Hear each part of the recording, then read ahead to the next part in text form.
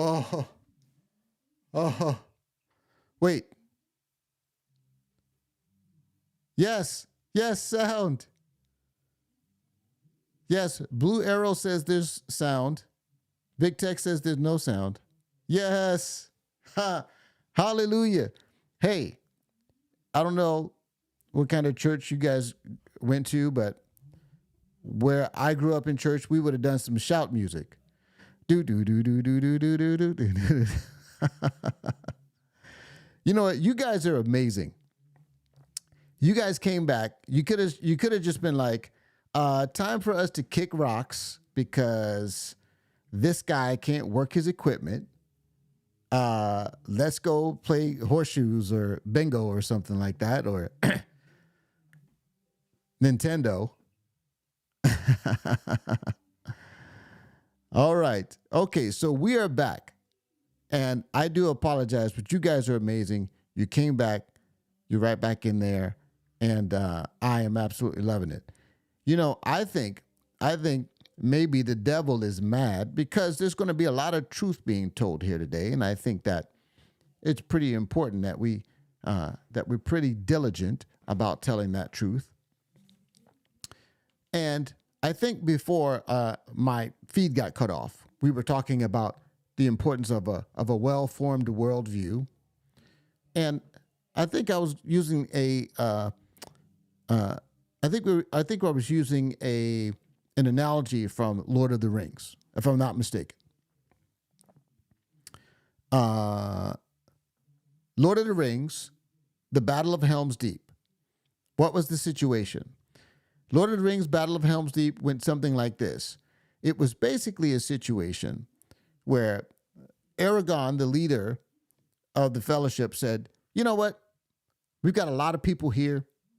A lot of them are afraid. A lot of them are too old. A lot of them are too young. But if we're going to die here tonight, this is where we're going to die, right? I will die as one of them, Aragorn says. And I think there's a principle there that we need to all embrace as, if you're a Christian and conservative, that we don't go with the tides. You don't last in the faith by looking at the ebbs and flows of the culture. This Groyper pseudo-Christian, quote-unquote, America First movement is a fraud. It's fake. It's not real. There's nothing Christian about it, despite their empty and hollow cries of Christ is King. And I'm going to show you, unfortunately, I'm going to show you some pretty disturbing content here in a bit. And I'm almost afraid to show it because I almost think that YouTube might mess around and shut down my live stream because it's that grotesque. All right. But so I'm going to try to censor it in as much as I can because I want you guys to see the quality and the character of the people like Megyn Kelly and Matt Walsh and Tucker Carlson, to varying degrees are insisting that we join forces with in order to, quote unquote, defeat the left, which is complete and total nonsense. So let's get right into it. Let's get into Megyn Kelly, because Megyn Kelly, I think in many ways, bears as much responsibility for kind of the the evils, as it were, the evils of some of these glossing over and the whitewashing of this deplorable behavior. So we're going to look at this latest live Megyn Kelly tour where someone's going to ask her, and we're going to get to Ben Shapiro here in a moment, but someone asked Megyn Kelly about Candace Owens.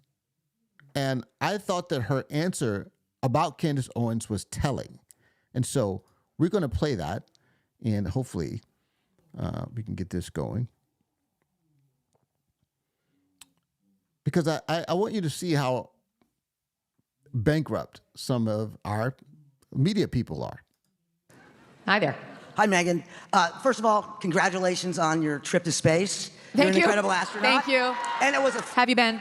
Yeah, not a ride, right? And thank you so much. Please bring back season 2 of that your parody. With love, Megyn. Yeah, well, about the Duchess of Camelot. Yes. That's right. Okay, my question is, you are not just an independent media person. You're now a giant media mogul. Watch out, Barry Rice. But the problem is, in the independent space, there's some people who can be dangerous, who have millions of subscribers, who say things that people listen to that are picked up by other people. I'm talking about Candace Owens. Okay. Okay. And first, when she started with Brigitte Macron, okay, I don't care if she's a man or a woman. The journalistic story is she was really a pedophile and a high school teacher who got together with her student. That part we know is true. Okay. My question is, then when Charlie died, she's gotten nuts. So how can you and other people that we respect and admire stop this? Well, I've got to be honest with you. I have no desire to stop it. I don't. I think it's fine, and I actually think it's healthy to have Candace Owens out there saying exactly what she believes and pursuing truth as she understands it and having an honest relationship with her audience. Now, I understand that many people disagree with what she's saying and don't think what she's saying is factually true. I understand that. I take no position on that because I can't watch Candace's show every day. I've got a 2-hour show to do of my own. But whether it is or it isn't is really of no consequence to me. This is America. Okay, I want to pause right there. This is the point that I wanted to get to. Megyn Kelly, here, I'm going to bring you in close here. Let me bring you in close. Megyn Kelly is a fraud. Megyn Kelly 100% does not believe what she's saying. She said she has no desire, just think about this, no desire to combat what would be otherwise, if the premise of the people who oppose Candace is correct, some of the most divisive and negative information imaginable. You know what's really interesting? For all of these calls for unity by people like Megyn Kelly, by people like Matt Walsh, Candace Owens seems to be the one person that has driven a wedge between every single major category of conservatism there is. She's drawing a wedge between Christians and Jews. She's drawing a wedge between Catholics and Protestants. She's certainly drawing a wedge between the supposed America First crowd and MAGA. She does nothing but talk crap about MAGA. She does nothing but say that Donald Trump is some sort of neutered, controlled and occupied president he's basically a puppet. He might as well be Manchurian candidate at this point because he's controlled by the Jews. Candace Owens, they have to make it make sense to me. How are we supposed to unify with a person bent on dividing us?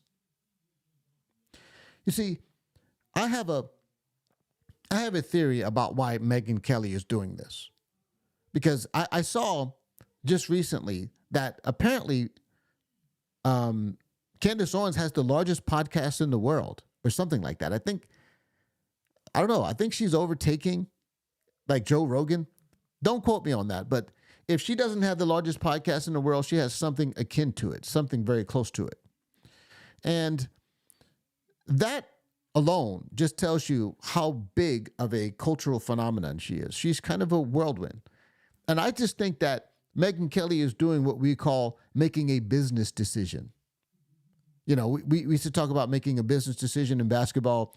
You see some guy driving down the lane, some big 6'9", super athletic guy, he's going to the basket, and you got to make a choice. Are you going to try to block this guy's shot, or are you going to let him put you on a poster? You're going to try to stop him, and then if you miss, if you are unsuccessful, he's going to dunk on you, and you're going to be on every highlight reel for the next 2 weeks.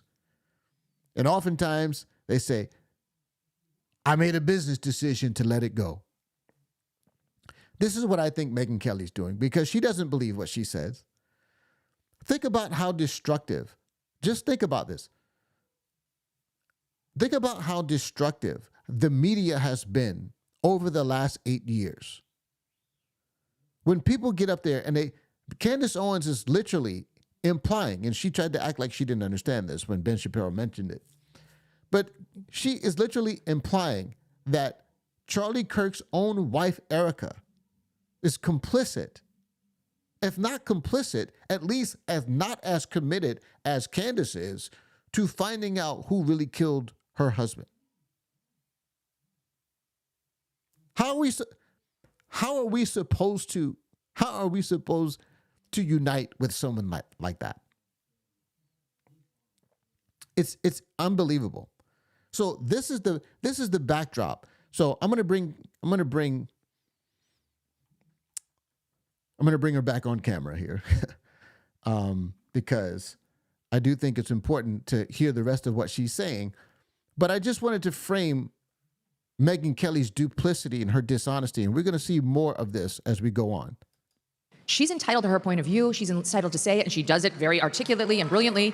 And I think she's a very interesting broadcaster. Honestly, like for me, I don't really care if everything is perfectly correct. And she's been right about a lot. And I understand the controversy, trust me. But I think it's great to have these voices. And look at you. She's out there saying her thing, and you have your strong opinions that she's wrong, and you can stand up here and say, like, she's so wrong, I think she's dangerous. Okay, that's fine. You should not click on her face then. Yeah, that's what I'm saying. But like, I listen, we're going to talk about Nick Fuentes tonight with Ben. I'm not a Nick Fuentes fan. Of course, obviously not. But even Ben doesn't want to see him canceled or... See, this, I gotta tell you, I cannot tell you how annoying it is for these people to sit here and continue to conflate cancellation with accountability. No one's saying that YouTube should take her show off the air. No one's saying that no one should have her on their broadcast. What they're saying is, just like Megyn Kelly is supposed to be doing every single day, you know, you can say, and I'm no fan of Alex Jones, but his show is appropriately named InfoWars. InfoWars. Why? Because information is a weapon, and so is misinformation. So are lies. So with that as the backdrop, let's really start to try to understand why Megyn Kelly is a problem. And so now we're going to take a moment to try to find, to try to understand what Megyn Kelly's angle was when she talked to Ben Shapiro. Now, most of you, or many of you, have already seen my conversation about her interview with Tucker Carlson, the duplicity. We're going to see more of it. We're going to see more of it in depth. But let's listen to now her interview with Ben Shapiro, understanding that apparently her agenda is to continue to say things that are just not true. A right wing that embraces its own fringes will end up in the same position as a left wing that has embraced so its that's why fringes. we're Hang on, this is Ben Shapiro talks too fast for me to speed it up. I normally like to watch this stuff at 1.25 speed, but Ben Shapiro talks in 1.5 speed, so I got to slow it down. I want to get into it. Embraces. Yes. So now, having spoken to Tucker, I actually see that interview very differently. And I did listen to the interview, and I knew what Nick Fuentes was.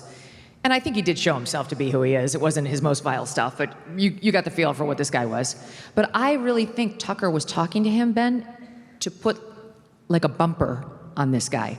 Because what Tucker was urging him the whole time was to understand that collective punishment for any one group of people is wrong. It's deeply immoral, and it's anti-Christian, which this guy is supposed to be, and reminding him of how deeply immoral that is, that you should not be looking at a group of people, whomever it is. The left does it to everyone, whites mostly, but like this collective shame, white men in particular. And there's a group of people like Nick Fuentes that does it to groups of Jews. And he was making the case throughout the whole interview in the way that Tucker does. He's not like you or me. He's not like pointed and cross-examining. That is not true. And was making... That is fundamentally untrue. No, Ask no. Senator Ted Cruz whether that is true. He gave it to Ted Cruz because Ted Cruz is a politician. That's... Oh. All right, so I want to pause right there because here Megyn Kelly is. I don't. It really is hard to I know that I've said that I think I know what Megyn Kelly's kind of angle is, but it really is hard to understand why she's doing what she's doing, because this rationale is so flimsy. oh,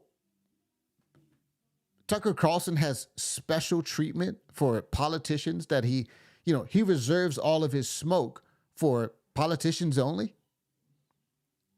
No journalist worth their salt does that. And I'm going to show you that not only does Tucker Carlson know how to give a good back and forth and learn how to, he knows how to press on people. And we used the Ted Cruz example. That's an obvious example. She said, well, that's the exception because, he's a politician. Well, Tucker Carlson had an interesting conversation with Piers Morgan a few months ago where he went back and forth. It didn't get like heated or touchy or testy, I should say. But Tucker was pretty animated. Piers pressed him in a respectful, journalistic way as a peer, not being condescending or anything like that. And I don't know, I think Tucker Carlson, having been in this business for 3 decades, almost as, just not much longer or shorter than I've been alive, he should know how to do this. I'm sorry, this guy didn't start doing journalisming just yesterday. So let's have a quick look at this exchange between Tucker and Piers Morgan that gives you that will give you a clear idea of what it looks like when you press. And there's an interesting little nugget in this that we're going to explore. It is essential that your sons go die to preserve the territorial integrity of Poland. He's having a conversation, by the way, for the context. He's having a conversation with Piers Morgan about World War II and basically how Winston Churchill should be viewed as far as his, a lot of people hailed him as a hero and as a, one of these titans of old. And he's basically trying to denigrate Winston Churchill a little bit. So that's the context of this conversation. Poland. And then hand Poland to Stalin to go die to preserve the territorial integrity of Poland. And then hand Poland to Stalin, of all people. I don't know how you could be in an alliance with Stalin, the greatest mass murderer in history. I don't know how Roosevelt could be in an alliance with Stalin. Once you're in an alliance with Stalin, you lose all moral authority. So what do you do about it? You are not allowed to lecture me about anything if you're in a military alliance with Joseph Stalin. Let me take you back who then. murdered all the make you president. tens of millions of people. All right, let me make you president of the United States at the time. What else do you do about Adolf Hitler, given that it was crystal clear his ambition was not going to stop with Poland? He wanted to wage a world war. He wanted to seize He wanted to invade the Soviet endless Union, countries. he wanted to invade the Soviet Union. I'm very anti-Hitler. I've always been anti-Hitler. He killed a lot of people and who didn't deserve to die, and destroyed his country. So I'm certainly not defending Hitler. So preemptively to anyone who says I am. Well, what would you have done about it? Shut up. I would act as any president has a moral obligation to act in what he believes is the best interest of his country. Period. Not in the interest of humanity, the world, of his own country. These are countries. These are nation states. Isn't that what America did after Pearl Harbor? You couldn't just sit back and... I mean, we're getting into this is super complicated. Look, I'm not against fighting World War II. I'm not. I'm only saying specifically with reference to Churchill. You can't go to your country, your countrymen, and say, go ahead and die to preserve the dignity of Polish territorial integrity, the dignity of Poland, the nation of Poland, and then give it to Stalin, and it languishes under an iron curtain, and people are murdered and rounded up and tortured to death for 40 years. But that wasn't what Churchill did. Yes, it is what Churchill did. Because he came in after the war started. No. At Tehran, Potsdam, Yalta, they made a deal to hand Eastern Europe, which he had brought his country to war to protect, to Stalin. There's no getting around the fact that Stalin is maybe the worst person in all human history, but certainly in the running, up there with Hitler. I mean, you could kill more people than Hitler. I mean, they're all evil. I don't disagree. So you're in a military alliance with Joseph Stalin? You shut the fuck up. You have no right to lecture me about anything, okay? All right, so that's the point I wanted to get to. Because this is so juicy and incredible on so many levels. I mean, it really is. It really is quite amazing. And I'm going to bring you in close once again. Because here you have a clear example. First of all, you have Piers Morgan just giving a little back and forth. Once again, Tucker is trying to say, Winston Churchill wasn't all that. He handed over Poland to Stalin, who he says was the worst person ever, right? This is why this is so incredibly juicy, because here we have Megyn Kelly. We got Megyn Kelly out here trying to defend Tucker's softball interview with Nick Fuentes after Nick Fuentes says, I'm a fan of Stalin, and we have Tucker Carlson in his own words saying, Joseph Stalin might have been worse than Hitler, the worst person ever. And you lose all moral credibility once you align with Stalin. And what did Tucker say when Nick Fuentes says he was a fan of Stalin? He says, we'll circle back to that. I mean, listen, you cannot make this crap up. Let's go back to Megyn Kelly and her scam of trying to launder what Tucker did with Nick Fuentes. Let's just go back to it because I think this is so important. This is so important. Oh, yeah. Well, proves whether that is not true. And was that making is fundamentally you or me. He's not like pointed and that cross-examining. is not true. And That's obviously not true. This is why I say, I think Megyn, of all of the people, she might have come out of this thing looking worse than anyone. She's trying to frame herself as some peacemaker. And all she's doing is offering just empty platitudes about how Tucker was, he was really just, he was just trying to put some distance between him. And the reason why he didn't press him is because, he doesn't do that to non-politicians. It's garbage. You saw how animated Tucker got. He went to the F-bomb. You shut the F up, actually. You don't lecture me about Winston Churchill when he aligned with Stalin. That's a quote. Good. Good, Tucker. Now do Nick Fuentes. Okay, let's continue. was making. That is fundamentally untrue. No, Ask no. Senator Ted Cruz whether that is true. He gave it to Ted Cruz because Ted Cruz is a politician. That's yeah. Well, hold up. So only politicians get cross-examined? You don't. Well, look, Truly? it depends on the person. Tucker would never cross-examine a person who is not a politician. That's his rule. Tucker has excoriated public figures who purport to speak for us and represent us for many years. Nick Fuentes is a podcaster civilian. Okay, I just have a question.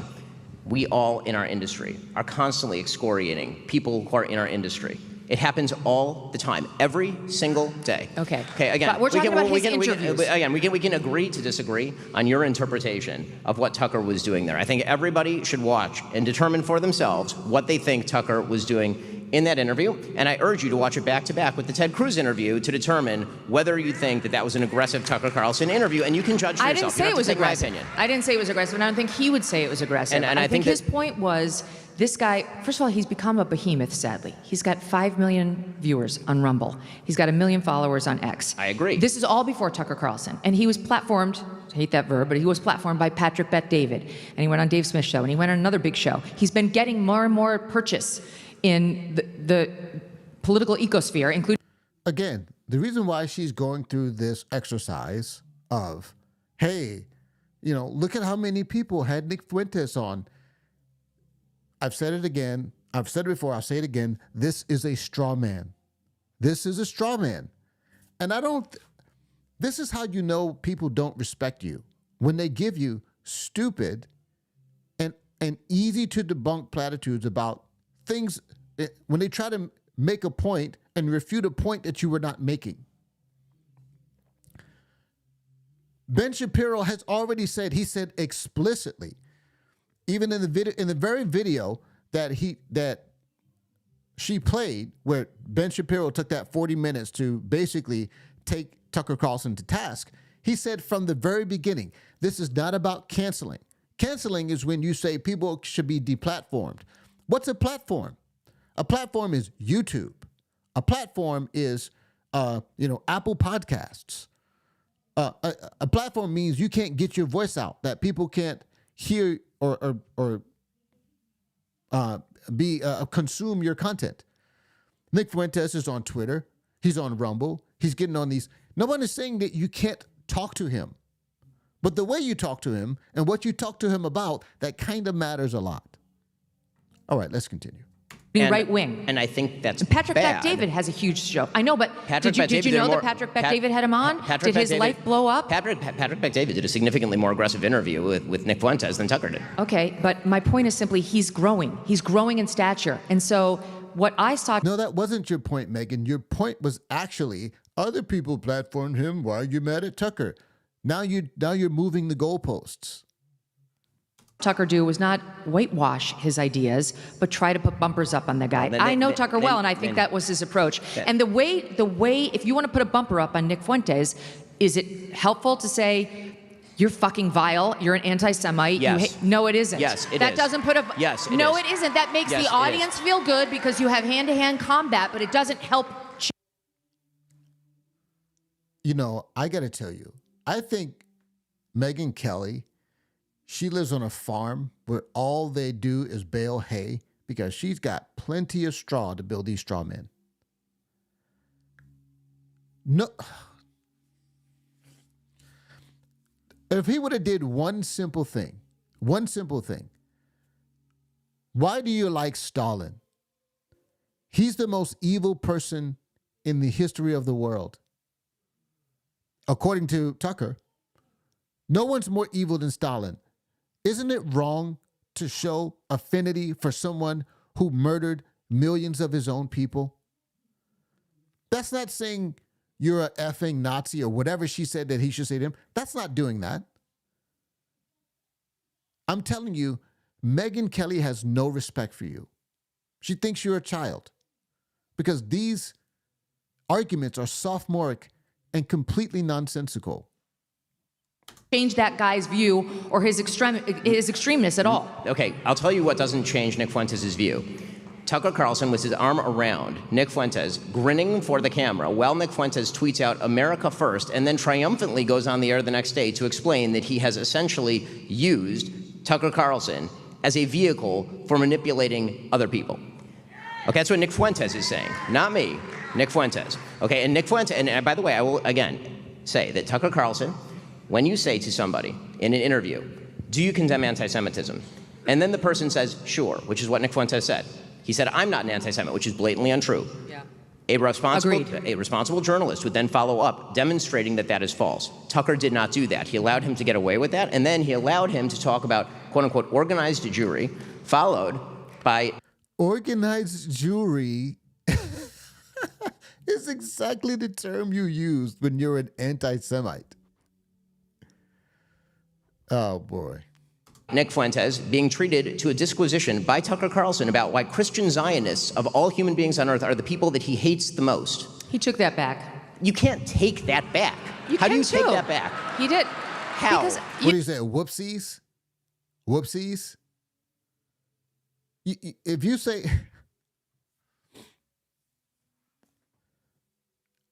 You know, I'm not going to sit here and say that what people say when they're angry is what they really feel, because that's not necessarily true. But you listen to Tucker, right? You listen to how animated and passionate he gets when he's talking. And think about what those subjects are that he gets animated and passionate about. He's getting animated and passionate about the Jews. He gets really upset with that. I mean, he was Ted Cruz talking the other day with Nick Fuentes saying, I dislike these people more than anything. You can't fake that sort of passion. If you don't feel that way in any way, shape, or form, the words don't form to come out of your mouth.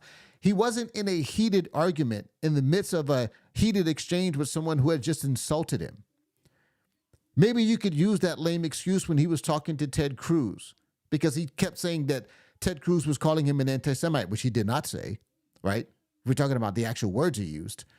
He did not say Ted Cruz did not say he was an anti-Semite. But here he is just having a normal, casual conversation with Nick Fuentes.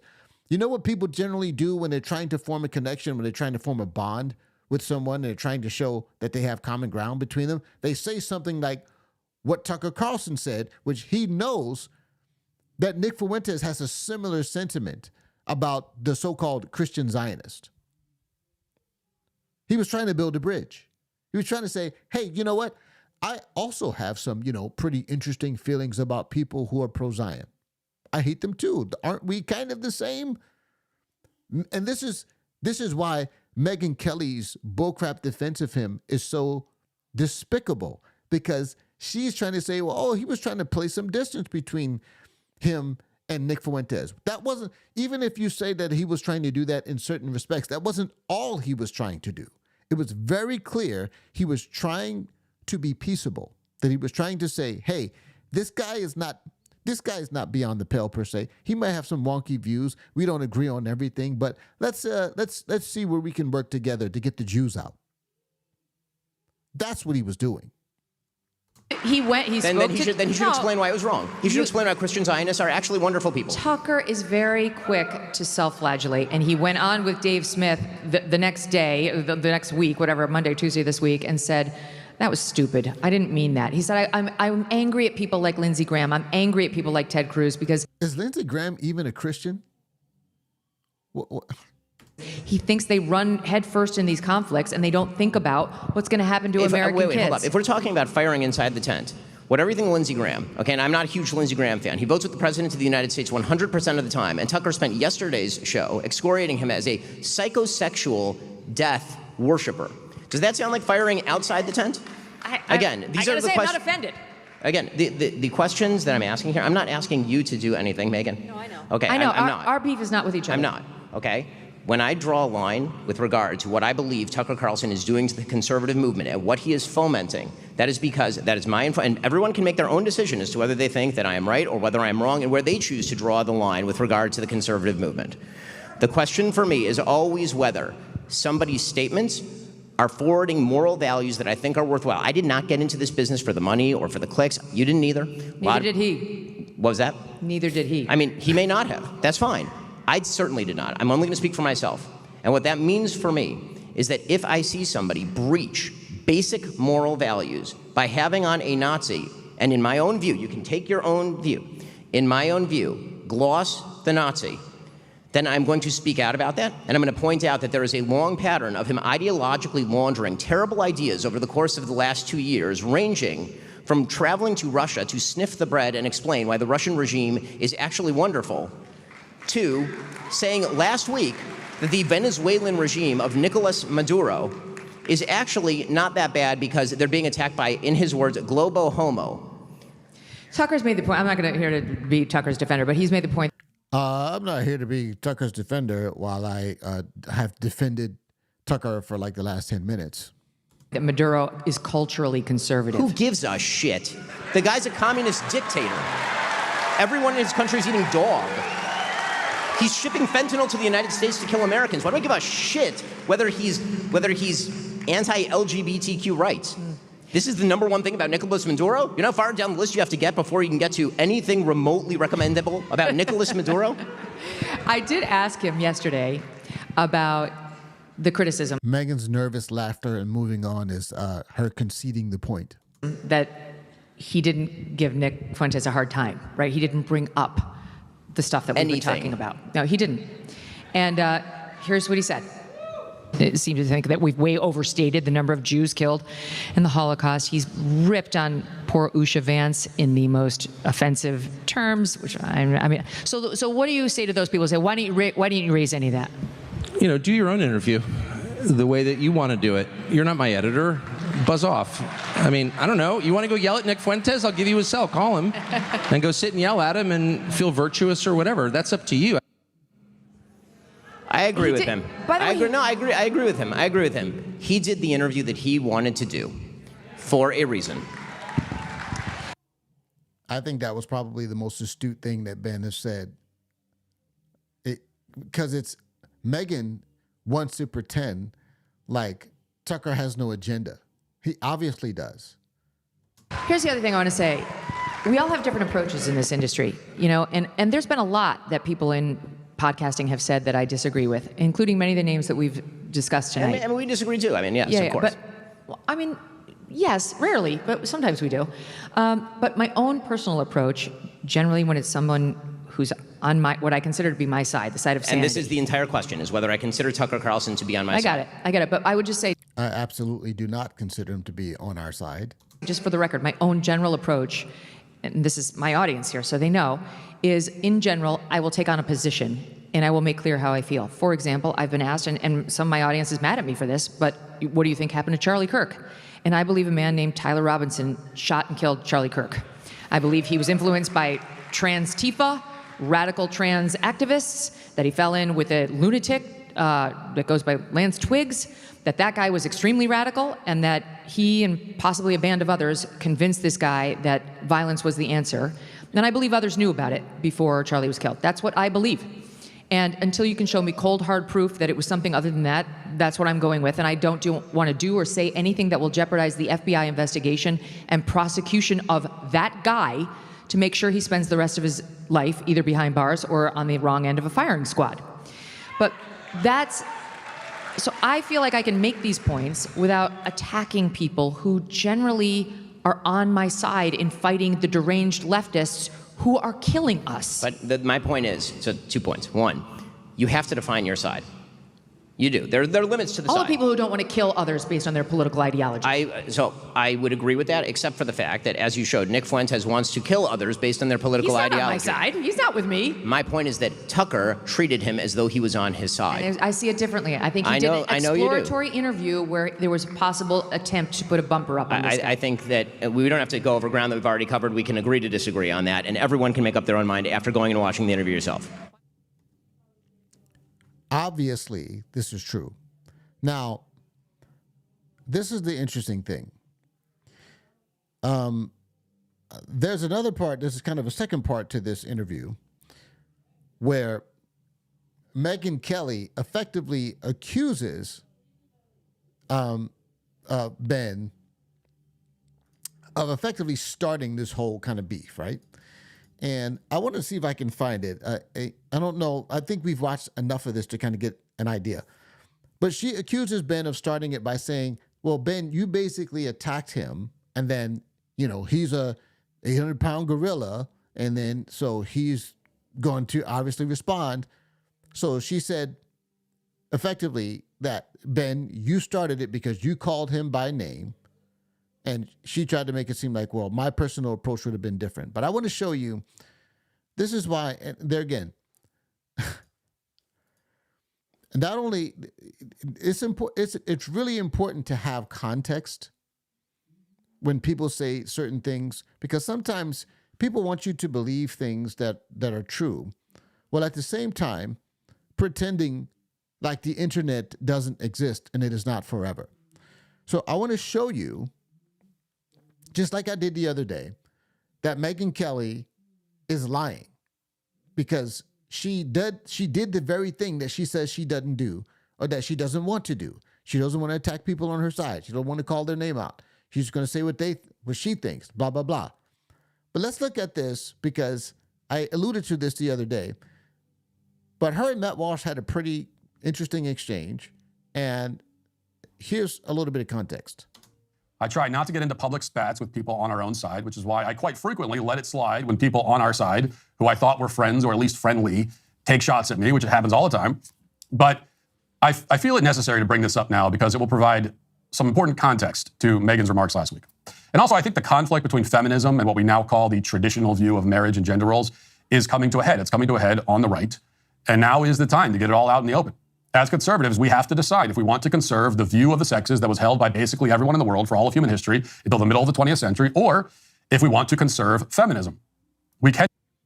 Now, I want to pause there because I want you to see how people on the right are perfectly capable of drawing lines in the sand about certain principles when it matters enough for them to do that.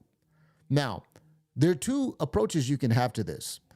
You can either have the approach that you think the topic itself is important enough that you want to be clear about your views and positions and the view that we ought to take because of its downstream consequences for our body politic and for our culture, etc. Or you might think that the issue itself is not that important, but if the issue itself is in and of itself not that important, but it is driving another wedge, or is driving a significant wedge between those who you think are on the right, then that warrants a response to it as well. And I think that Matt Walsh, whether he wants to admit it or not, he doesn't, like his, claims that he's an isolationist and he doesn't care about Israel, they ring hollow because the issue is causing real division. So here we have Matt Walsh demonstrating very clearly why it's important on something like feminism for us to draw clear lines and to be clear about what it is we believe about that. Yet, he won't do that for this issue. But the point that I wanted to make was this. Matt Walsh here is basically now going to call out Megyn Kelly, and he's going to do so in a respectful way. So I'll play a little bit more of it, but then we're going to see Megyn Kelly's response, and you tell me if this comports with what she said to Ben. Not conserve both. And I know which I prefer. So with that said, let's go back to February 3rd, 2024, when Megyn Kelly appeared on a podcast called Chicks on the Right. At the time that this podcast was recorded, Megyn was pretty angry at me for making some derogatory comments about feminism, as I tend to do. And here is the setup from the host. Listen. I think it was right after you'd written a book, and so we had you on to talk about your book. And there was some controversy happening at the time with Matt Walsh, and I know you had a beef with him recently on Twitter Back then about there was a a similar controversy? topic. Yes, Oh my God. there was controversy because he's always been the same guy when it comes to women have their place and it needs to be at home and they shouldn't have careers and all that stuff. So, and it was about that. And we talked to you about that. And you said something that has never left my brain. And I loved how you said it. And I refer back to it all the time because I struggled with his arguments. He's very persuasive. He's an excellent writer, as I'm sure you know. And his criticisms were like getting to me. And I remember that I asked you about it in that show and you said, I just know that having a career and family, having that career makes me the best version of myself for my family. And I was like, that is the perfect way to describe how we think, I think how we feel about our own careers. Absolutely. It just really resonated with me. And so when I saw you guys kind of beefing about a month ago or 3 weeks ago or whatever, about the similar issue. Okay, so we'll get to Megyn's, what she says in a second. Well, I will say guilty as charged. I have always been the same guy for the most part. All right, I'm going to pause it right here because he kind of responds to this. And, you know, he gives, there again, what I thought was a very respectful response. He didn't talk down to Megyn. There again, this is what I'm trying to say. This can be done. Megyn and Matt recently had a very friendly exchange on camera on Megyn Kelly's show. So we do know that they got past this. But I want you to see, how Megyn actually responded to this, because it is basically the exact opposite of what she's saying Ben Shapiro did wrong, or it's actually much worse than whatever she says Ben Shapiro did. But also, it just goes to show you that when things really matter to you, you speak up, right? All of this, you know, cordiality and all this protocol and all of that stuff and friendly fire bullcrap. We need not to be infighting. All of that goes out of the window when you care enough about the topic. And Megyn Kelly is a boss chick. She is a feminist. And, you know, I personally am not a big fan of feminism. But there again, this is why it's important to have moral clarity. And I agree with what Matt was saying here. What are we conserving? As conservatives, are we going to be into that or not? So let's look at what Megyn Kelly said and show you once again that Megyn Kelly is a serious problem. Not exaggerating. That's what she said verbatim. Listen. And again, having said that, I like the guy. I'm getting a little tired of his nonstop judgment of women who make different choices than the ones he wants us to make. Sorry, Matt, you're not our Jesus. We don't answer to you. Like, live your life the way you want to live it and stop judging everybody who makes a different choice. I'm sick of it. I know you gals, and generally women, we're not judging moms who choose to stay at home and raise their kids. That's a choice we celebrate. Absolutely We not. love. Those are our sisters and our friends and our moms. Women aren't doing this to other women for the most part. It's guys like Matt. Like, shut up. I'm not out there saying your wife is boring and a loser because she decided not to get a job. I don't think that. I think it's awesome. She's the mother of 6 children. She must be incredibly busy. But why are you looking at every woman who works and trying to pass judgment and make her feel guilty about her choices all the time? It's a fail. We don't feel guilty because of you. But I'm just getting tired of his random posts about how the one woman who said, oh, I'm confessing that I really liked it when the guy I dated wanted to pay for the meal. And he's like, no, you can't have that unless you play the traditionally feminine role. Who died and made you boss of all women? What are you saying? Like, I don't know why he feels the need to try to set fake guardrails around our behavior. It's a no.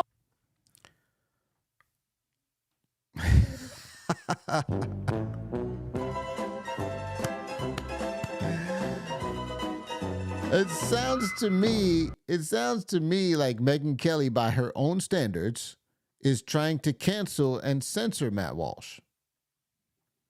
Or is that the same straw man it's always been, right? Oh, if you have strong opinions about what someone's saying, whatever happened to what she was saying about Candace Owens? When the lady said, hey, Candace Owens is out here saying things that are destructive and divisive and wrong. How do we stop her? Oh, I don't want to stop her. I think it's healthy. She's saying her truth. She's saying that what she's pursuing what is true from her perspective, and that's a healthy thing. Oh, so Matt can't do the same. Matt can't say, hey, you know what, moms, I think it's better if you prioritize domestic duties rather than going out to be a boss chick. Why isn't that healthy? I'll tell you why. It's because Megyn Kelly believes none of that crap she's telling you. She doesn't believe it. She doesn't believe it. Megyn Kelly, I just hate to I hate to say it, Megyn Kelly, but you sound like a snake. Like, why are you doing this? What's with the double standard? Okay. So we've done that. We've established this, but I want to move on here because now I want to talk about really what the real crux of this discussion is. And it's really about what it really comes down to in the end is who are these America First people that people like Megyn Kelly and Matt Walsh, not Matt Walsh necessarily. I'm putting Matt Walsh in this. He's in a different category, but I disagree with how he thinks we ought to deal with this. But Megyn Kelly and Tucker Carlson, for sure, definitely Candace Owens and the like, are effectively trying to tell us that these people are these so-called America First group are people whose ideas we should embrace. These people have moral clarity on, as Nick Fuentes put it, organized Jewry, right? We have to deliver the United States from being an occupied nation, a nation occupied by the Uden.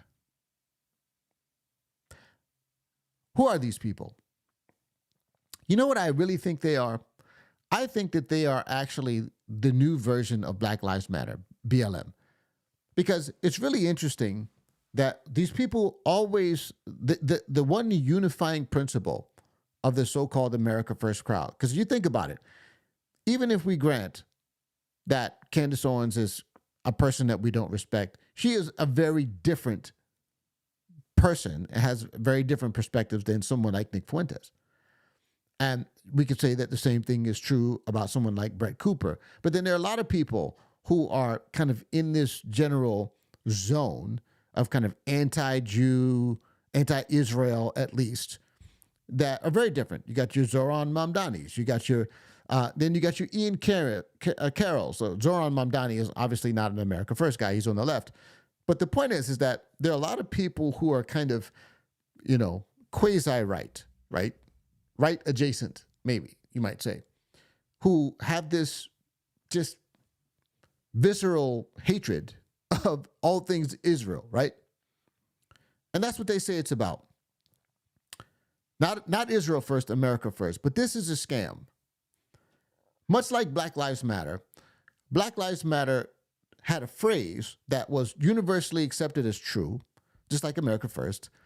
But when you started to listen to these people and you started to see some of the things that they did, you started to say, well, what does that have to do with Black lives, right? Like, for example, they would have on their website, we exist to dismantle the nuclear family in this Western model of, blah, blah, blah, blah, blah. It's like, wait a second. All right, if you got an issue with Black people being shot in the street by cops, okay, we can have a conversation about that. Okay, I don't think it's what you say it is, but okay, we can have a conversation with it about that. But what does that got to do with you dismantling the nuclear family? Like, wait, what did that come from? What is that? Why are you sending money to people who are doing drag queen story hour? Dressed in burlesque, reading sexual books to children. What does that have to do with Black men being killed by police? You see, this is how the enemy works. The skin of the truth stuffed with a big fat lie. Just like the Black Lives Matter issue itself, which was the perception If you were to ask someone back during the Black Lives Matter, the height of the Black Lives Matter hysteria, you go walk to somebody in the street and say, how many black men are being shot by police indiscriminately on an annual basis? They would have said 1,000. Somebody even said 10,000. That's not an exaggeration. Somebody said 10,000 people. You know what the actual number was? In a year where it was high unarmed black men being shot by police, it was like in the tens, 30. I mean, that was a high number. Last time I checked the number, it was like 13. I think it was right around circa 2021 or something like that. The perception of the problem that they were saying was such a big problem was a fake one. And they used that exaggeration of a problem to slip in other repulsive and subversive ideas and morals that they had. And I'm going to show you here in a moment that this fake America First thing is exactly the same thing. Because I go on Twitter, or X as it is now, and I see these people using the N-word with impunity. I see these people with these vile, ridiculous, racist ideas where they say, all black people do is cause destruction. You know, you got Nick Fuentes in his interview with Candace Owens arguing that black people are inherently not as smart as whites. And the question that I'm asking to myself is, what the heck does that have to do with Jews in America? What the heck does that have to do with whether or not we're sending money to Ukraine or money to Israel to fight their foreign wars? You see what I'm saying? You see the pattern? This is beyond bait and switch. This is bait and switch doesn't even begin to describe it. These are people with disgusting, low-life ideologies and views that they're trying to mask under the guise of an obvious sentiment that would get a lot of purchase with Americans, which is America First. But behind it is all of the garbage, the racism, the misogyny, the nonsense. So I'm going to give you a couple of examples, and I'm going to try my best. Honestly, I'm going to try my best to kind of censor some of this stuff because it's so egregious. I just hope that, I mean, honestly, I just hope that it doesn't end up getting, I don't know. I don't want YouTube to kill my I don't want them to kill my my stream. Okay. All right. So let's have a quick look here. And I'm going to share because this is and I have to tell you, I'm not going to sugarcoat things here. I got to warn you. This stuff is hyper disturbing.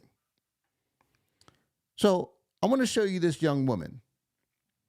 Her name is Isabella Moody. Here's a post that I saved from her. Okay, she says, "You thought your wishes for death on my baby would work. Your false god will not answer your foolish prayers. She is 22 weeks old, moving around like crazy and very healthy." Numbers 23 and 11. So this is the young woman, Isabella Moody. She's got a Bible verse and basically saying, hey, there are people out here trying to take a dump on, wishing death on my baby. It's not going to work. All right. This is that same young woman. Let's watch this video of this young woman saying who she really is. Wife, but I'm like,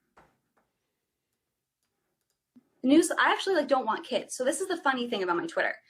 I play the part of a trad wife, play the part of a trad wife, play the part of a trad wife, play the part of a trad wife. But I'm like, I have no maternal instinct whatsoever. Many months later. My husband's texting me and he said that. Hang on a second here. I have to get my kind of beep button ready here because there's going to be some pretty egregious language here. So let me I'll do the best that I can. he wanted me to tell you that we will have our daughter ready for you as a virgin. What the fuck? You guys are crazy, dude. John fucking Zerka, the greatest to ever live. The word he used is, this guy is a self-proclaimed PDF file. Okay? I'm literally a pedo. And she had a mental breakdown because I said that. She's like, oh my God, he's a suicide bomber. Now he's destroying my stream. I'm like, you have a pedo in your house. hey, like I can knock out Chris Hansen. Like I'm that nigga. You know, I'm that nigga. We're on pedo. He says, I'm that Nigga. This is something that, by the way, the Nick Fuentes, Groyper crowd, this is something that they do a lot. This is white guys using the N-word, sometimes to describe themselves, and other times to in a most graphic and terrible way. So this is this girl interacting with him. This guy, I can't even, let's see. I'm not even sure how much of this I want to show. Pedophile.com right now. She's 16. Pedophile.com. I started the website. I found It's 2 P's. bro. I found her when she was 9, so she can instruct. I can't. I'm not going to show this. This is terrible. This is so egregious. But I'll go to the end of it where he says something that should interest you. I fucking hate all minorities. Jesus is king. Shout out white people. I hate all minorities. Shout out white people. Jesus is king.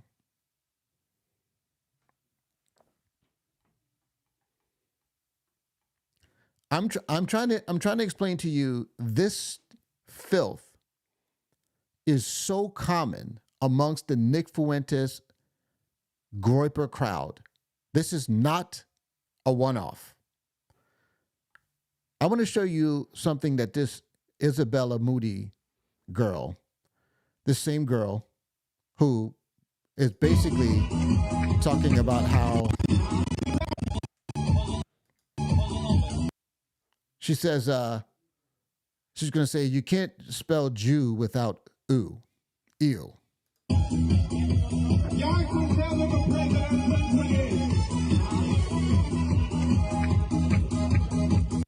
You know what they say, and by they I mean me. You can't spell Jew without ew.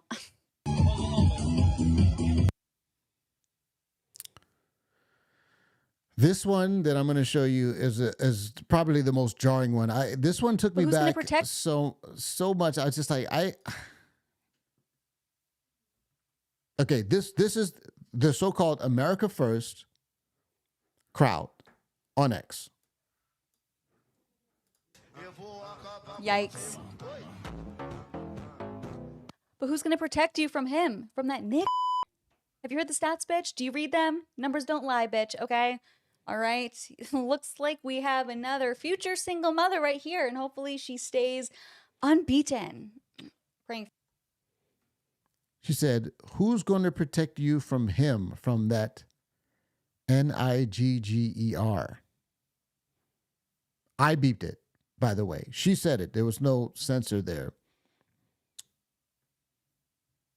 And to add to the weird confusion, here she is basically saying, giving some sort of tribute to Charlie Kirk, which is interesting. That he's not a... Damn, I'm a hateful bitch online, but you are next level. And she's trying to carry out her husband's mission. Sorry, her husband's mission isn't seeing his wife get railed by other men. Sorry that he's not a cuck. Or he wasn't. Rest in peace. Talking about Charlie Kirk. And basically condemning Destiny. I mean, I have to say, I could go on and on and on with this stuff. Some of the most vile, racist garbage you ever want to see. And so now I'm going to bring you in close here because I want you to understand where I'm coming from here with this. These are the people that Tucker Carlson is normalizing. Tell me, what does that garbage have to do with sending money overseas to Israel? Dropping the N-word, this pseudo fake Christian garbage, using Bible verses, saying Christ is king while also demonstrating the most low character. By the way, Nick Fuentes is the king of this. I could show you reel after reel after reel after reel of Nick Fuentes doing this engaging in this precise conduct, the exact same thing. And this is who Tucker Carlson wants you to think is normal. He thinks that these people can somehow be rehabilitated and thinking they can be brought into the fold so that we can, get the Jews out of our politics and also make America first. I just got to tell you, I would rather burn at the stake than to partner with these people. These people are everything. They are everything that the left lied about conservatives being for decades. These people are actually the vile, grotesque people who we have demonstrated that we are not. And now Nick Fuentes and his Gripper army want to come in and commandeer the conservative movement. I'm not having it. I'm not having it.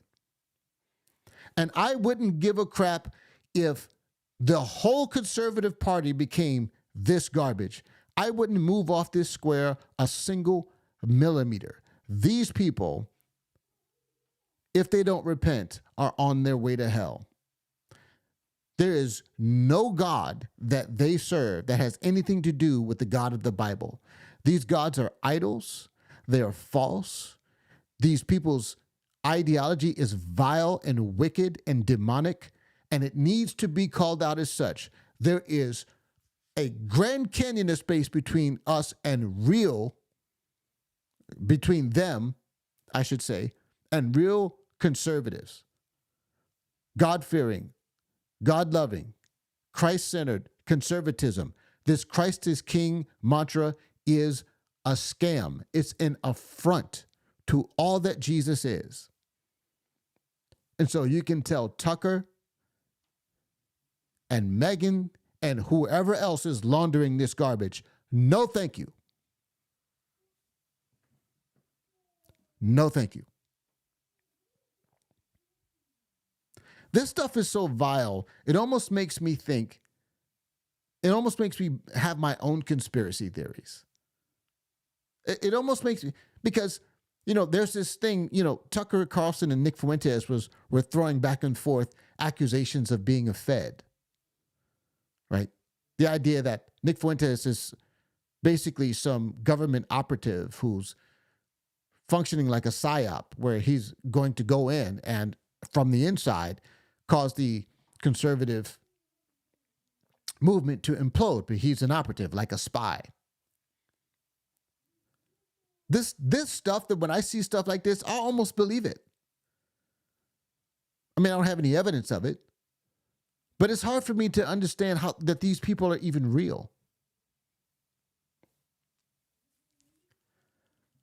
But in any case, there will be no alliance between us and them. We are going to defeat these people. I don't care if they're up right now. It's a long game. As a former athlete, I know that being up at halftime, that doesn't get you a win. You got to have more points than the other team when the clock hits 0. And this fake America first garbage, they might seem like they have some momentum now. This weird affinity for Jew hatred, they might seem like they're up now. They might seem like they're garnering some momentum. But you know what? The clock ain't hit 0 yet. And the real Jew of all Jews, he's going to have the final say.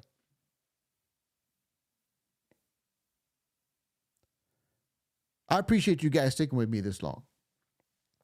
We had a little technical challenges, but you guys are still here. I appreciate it. I need you guys to do a couple things. If you appreciate this content, share it, tell your friends about it, right? And make sure we're pumping this up. I said the other day, we don't need people like Megyn Kelly. We don't need Tucker Carlson. We don't need these people. We need people who have a Gideon mindset, people who have a mindset where we understand that we can do more with less.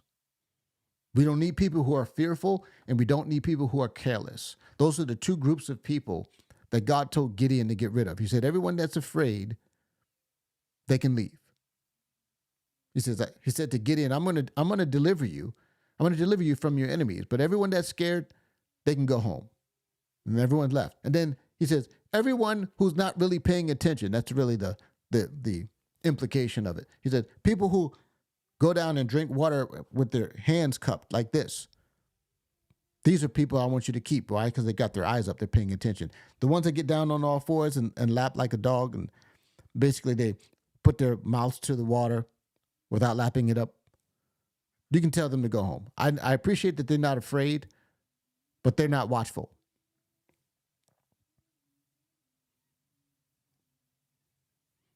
Sir K, thank you for that. Thank you for that super chat. Appreciate you.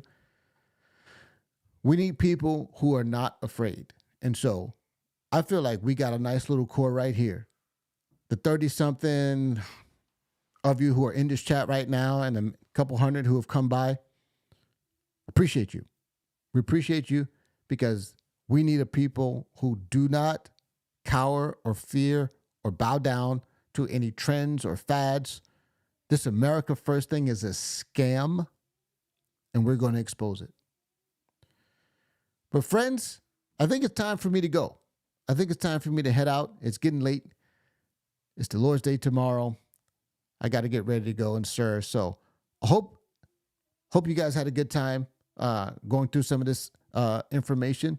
And, as you know, next week I'll have some more content for you. So stay tuned. Appreciate every one of you guys. And until next time, God bless you.